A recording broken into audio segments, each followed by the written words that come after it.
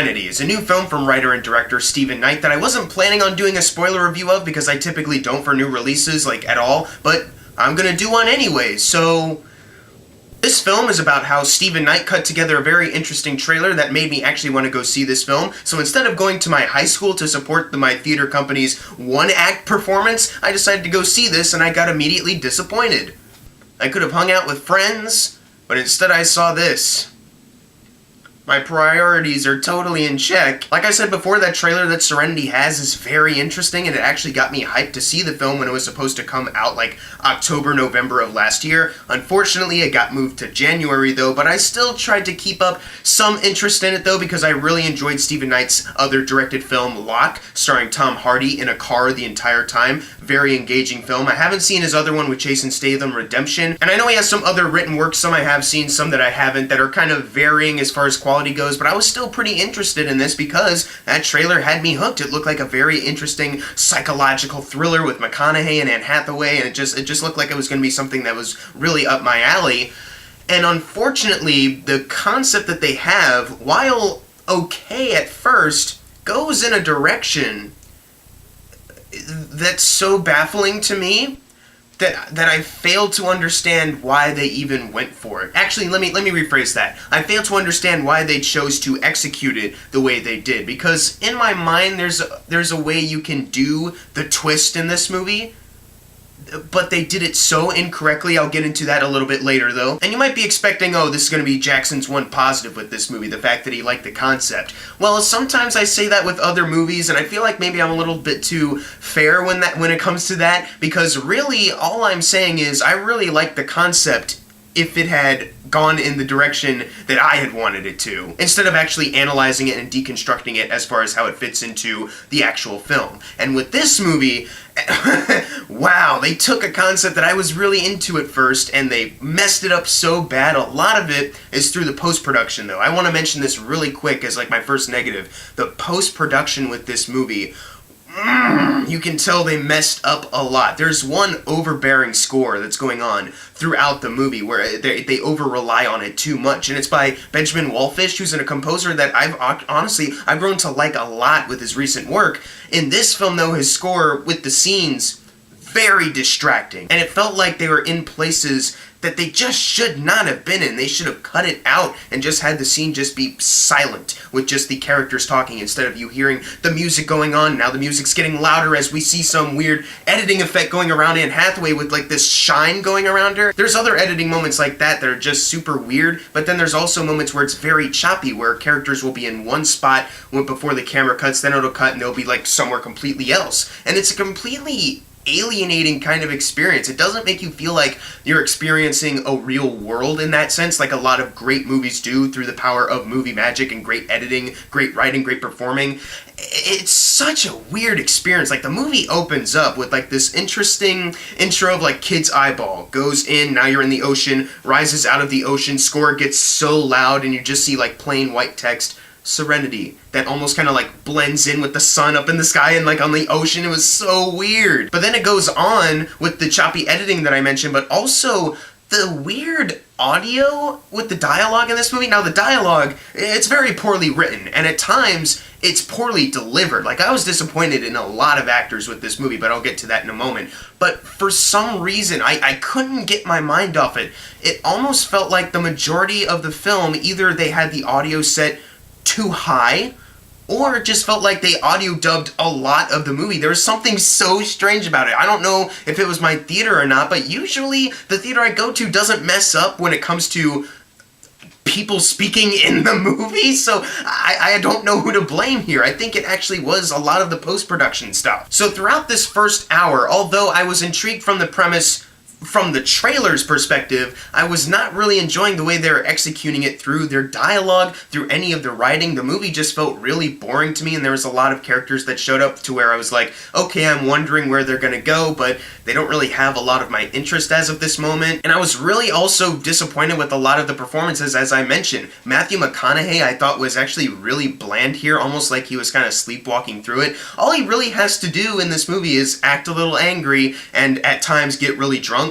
So it's not really that much of a challenging performance for him, and it just felt like he wasn't really giving it his all. Anne Hathaway is an actress I really like Matthew McConaughey. I like almost all the actors in this movie, and when she arrives, she's offering a backstory that could be very interesting as far as her and McConaughey, and also the new story with her and Jason Clarke. But unfortunately, her character just failed to intrigue me at all. You know, like as soon as she shows up, as I mentioned, they give her like a weird edit intro, and then everything else after that, she has to deliver this really bad dialogue with the weird audio dubbing. And I just failed to be really invested with this character that has a lot to be invested with, but through its execution, the movie didn't really deliver on that. And Jason Clarke, he was the one who I thought was just awful in this movie.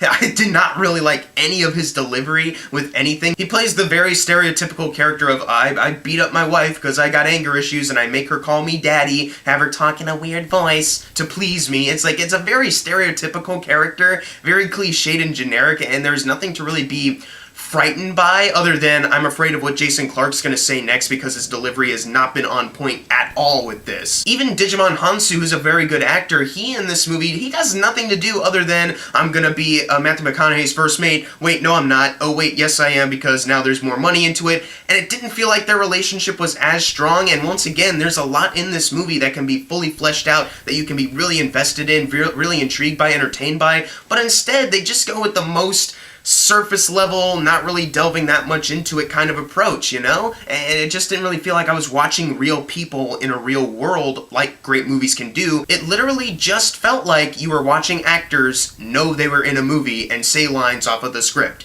That's how unengaging and boring this movie is. But as I've said, there is an interesting premise there that if they had continued it, I would have given it credit, like, okay, at least you carried out with your idea and it was actually something that interested me a little bit. But then, what made me completely turn on this movie is that not even like near like the last 5 minutes, it's like we get to an hour into the movie and we still have like 30-40 minutes left to go. They reveal the twist, and spoiler warning if you really care, I don't think you should though, I don't think anyone's gonna go see it though. It turns out that Matthew McConaughey and this island that he's on, everyone he's interacting with, all part of this video game that's being created by Matthew McConaughey's son, who is living at home with the real-life Jason Clarke and Anne Hathaway, and because he's too scared to confront Jason Clarke, he just decides, I'm going to program a video game where my real dad, Matthew McConaughey, who died in the Iraq War, kills him for me, basically. And at that point I was like, okay, you set up an idea totally new to what we've just been watching that, once again, could have worked. But once you find out the kid is making this game, you start to question, okay, why are you making it so elaborate and so complicated? Like, if his goal is to just make this video game so he can feel somewhat empowered to take down his stepfather for beating his mom, why would he try to make it so movie-like? Like, if he's such a genius programmer like they describe him as, then why wouldn't he just program it as just this simple thing? Why is he making it so movie-like? Why is Diane Lane in the movie? Like, what's her point here? What's the point of her and the cat that they constantly show? Like, what is up with that? And Digimon Hansu, like, who was he supposed to be? Like, why was he even in this movie? Why are there constantly scenes where the young boy who loves his dad so much just has him just sleep with Diane Lane a bunch, you know? And even once has sex with Anne Hathaway. Why are you even programming scenes like that into your video game where you just want to kill Jason Clarke?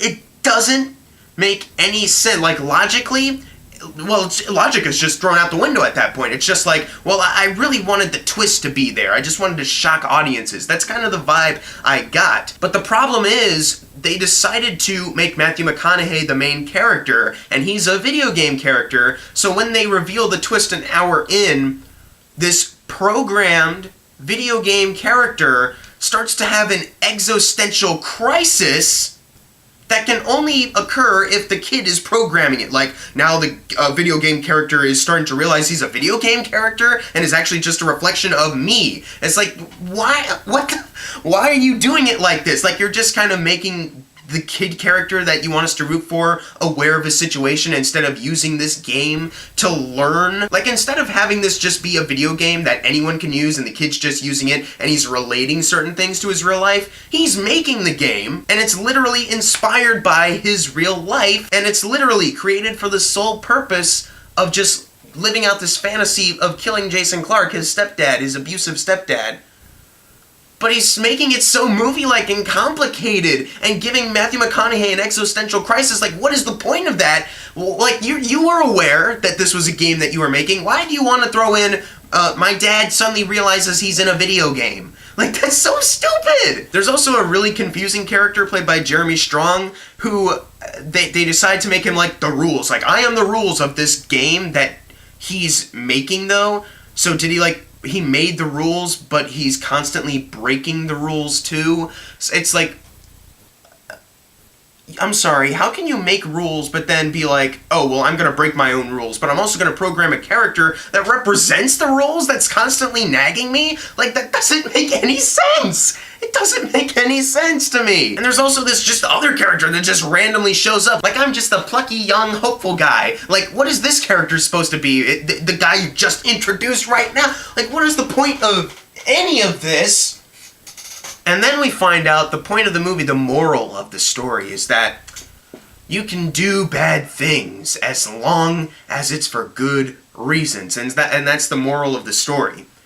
So as you can tell, once again, I've said spoilers earlier, but I'm just reassuring that if you want to see this movie, don't watch any more of this video. The kid eventually goes and kills Jason Clarke, and the moral of the story is, yeah, do bad things as long as it's for a good reason, which is a pretty dangerous kind of moral, and it's something that I can agree with. Like, okay, if you're defending yourself, then that's fine. But if you want to really spread the message, like as Matthew McConaughey literally states it, like, oh, it's okay if you do bad things as long as it's for good reasons, there's a lot of ways you can twist that theme and just twist it into something that it just isn't anymore, to the point where it's not even that strong a moral. Like, you get really confused about if you're supposed to even like this kid anymore. Like, a stronger ending of this movie would have been the kid doesn't kill Jason Clarke and Matthew McConaughey doesn't kill Jason Clarke in this video game. Instead, the kid calls the police, or Matthew McConaughey calls the police in the game. And it's like, okay, I didn't need to be so violent, and there's a logical solution to this. I just have to be brave, which I thought that's what they were going for, because they were talking at first about, oh, my stepson, idiot stepson, oh, he won't be a man. And it's like you expect like a manly man to go just beat someone up or kill someone, but instead we're gonna take the logical approach, and this is how I'm gonna learn. It's okay to not be what this guy describes as a man. Just be safe. Be a good person at the end, you know? But instead, oh, I guess I am a man now. Shrink! And that's how they end the movie. Actually, no, that's not how they end the movie. That's like a couple minutes before the end of the movie. The end of the movie is the kid gets let free from jail because he was in self-defense, and he programs a character of himself going to see his dad in the video game after he calls his dad in the video game to tell him that he did something bad. It's like... It's such a confused movie. Like, you can tell that Steven Knight had a lot of ideas going into this that, once again, I can see working, but through his execution, through whatever happened in post to make the editing so weird, it's not coming together the way he thought, probably. And if this is how he wanted it to, then God bless you, you made your vision and it's out there for the world. But man, I don't think I need to pretend that I enjoyed it that much. Honestly, I hated a lot of this. I don't want to give it my lowest grade simply because I liked the premise at first. But once again, that's me saying, well, I like the premise if they had just gone in the direction that I see in my head. But they didn't. They took that premise, scrapped it for a new premise that should have been either revealed near the last 10 minutes of the movie, or it should have been obvious from the beginning, and they should have had this kid be the main character instead of Matthew McConaughey, because then you won't have Matthew McConaughey as a video game character learning that he's a video game character when that doesn't make any sense. Okay. We're done. I'm gonna give Serenity an F. I've only seen like 5 other movies this year, all coming out in January. The Upside, I haven't reviewed that yet, but that was like decent. Escape Room, a little mediocre, but a little enjoyable at parts. The Last Laugh, which was pretty bad, and then Replicas, which is awful. Glass, which was decent too, and then this. And it's easily the worst one of this year so far. And I know I won't say I can't imagine anything topping it, because I'm sure something will top it. I'm sure there is something waiting for me that will top Serenity as the worst movie of the year. But so far, this is the one to beat. But if you've seen Serenity, leave in the comments below what you thought of it. And as always, thank you guys for watching. Make sure to subscribe. I'm Jackson Fulcher. See you guys next time.